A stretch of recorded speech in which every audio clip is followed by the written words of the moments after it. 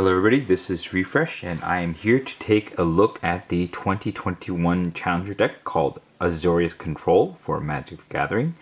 This came out during Kaldheim Standard, and on the back it says, permission denied, negate your opponent's resources through counterspells and removal, and then finish the job with a flock of fearsome flying creatures. This is a white and blue deck, and the contents include a battle-ready 60-card deck, 15-card sideboard, 6 double-face card helper cards, 5 double-sided tokens, and a deck box. Now, Azorius Control was not one of the meta's significant decks, and so it's a little disappointing that there is just like some random control deck, but sometimes you want to play a control deck, and this will give you, hopefully, the contents for a good one. Let's take a look at what's inside. It says you didn't say please, that's cute. There's nothing else in here, but here is the deck box.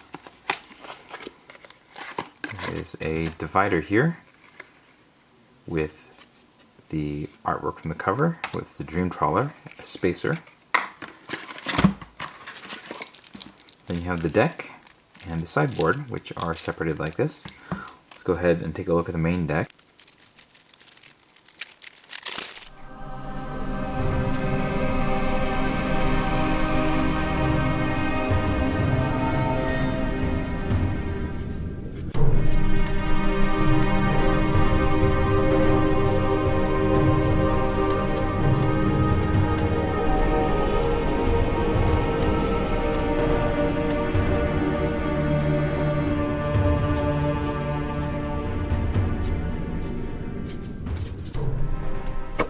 Now take a look at the sideboard.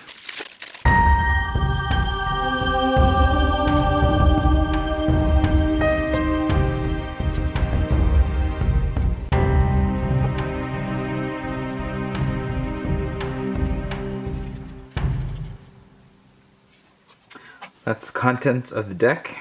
As I mentioned, this wasn't really a major meta deck, and so I don't have a lot of hope for how well this will play out, but we'll give it a play against some of its peers, and I'll be back to let you know what I think.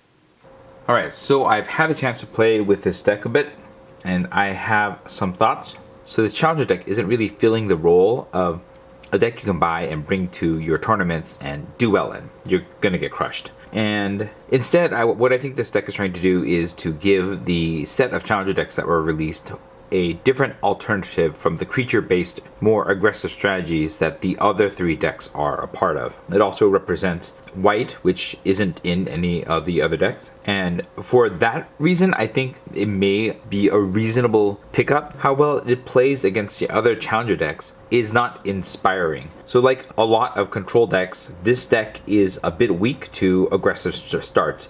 It doesn't have anything to do on turn 1, and on turn 2, you're really not going to be doing much of anything either.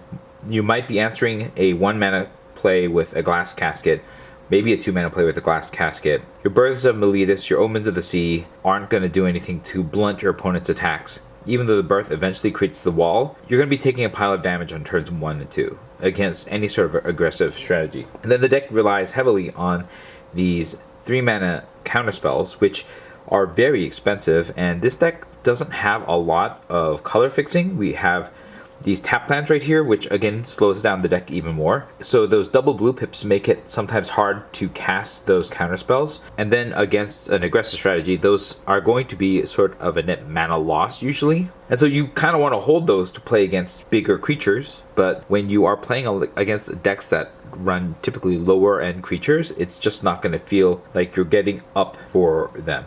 And then you can't really cast any Wraths until turn 3, maybe turn 3 if you use the 1 Doomscar that's included in this deck.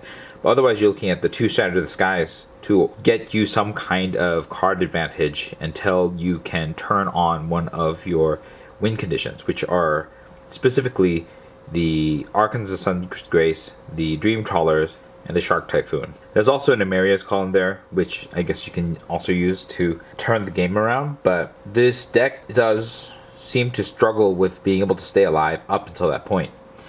The deck seems best suited to play against decks that have big, expensive threats, and so you have cards like Elspeth Conquers Death and the counterspells doing a pretty good job of neutralizing major threats and then getting some sort of value off of it. But against more aggressive and smaller low to the ground decks, this deck is kind of prey. And so when you play it against one of those peers, you're going to find that it often is going to fall behind unless that player doesn't understand how control works.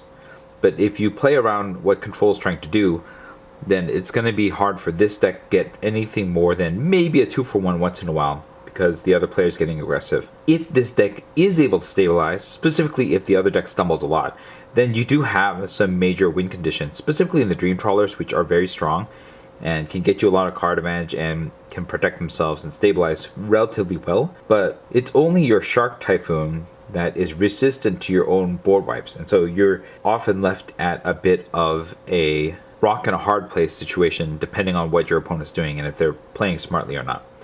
And for that reason, I don't know that this is the most enjoyable deck amongst the different decks, especially if you're going to be playing against the other 2021 Challenger decks. There are some particularly weird inclusions in the main board here, like the Negate. Maybe you are afraid of getting killed by a Embercleave or something like that, but I feel like that's more sideboard material. And then your sideboard has a bit more 1-for-1 removal in there. There are no more Wraths, and I'm a little bit surprised that the Skyclave apparitions aren't actually in the main board, because they do really gum things up for your opponent if they're playing a creature-based strategy. So this is a deck that I am not especially impressed with, but I see the reason why it was built and included amongst the Challenger decks, and just because all the rest of the decks are creature-based strategies, and this is a alternative that a player might be drawn towards. If you have any experience with this deck or Azorius Control during this season of Magic, let us know your experiences in the comments below. If you found this video helpful, hit the like button. If you'd like to see more of my videos, you can hit subscribe. This was Refresh. Thanks for watching, and I will see you next time.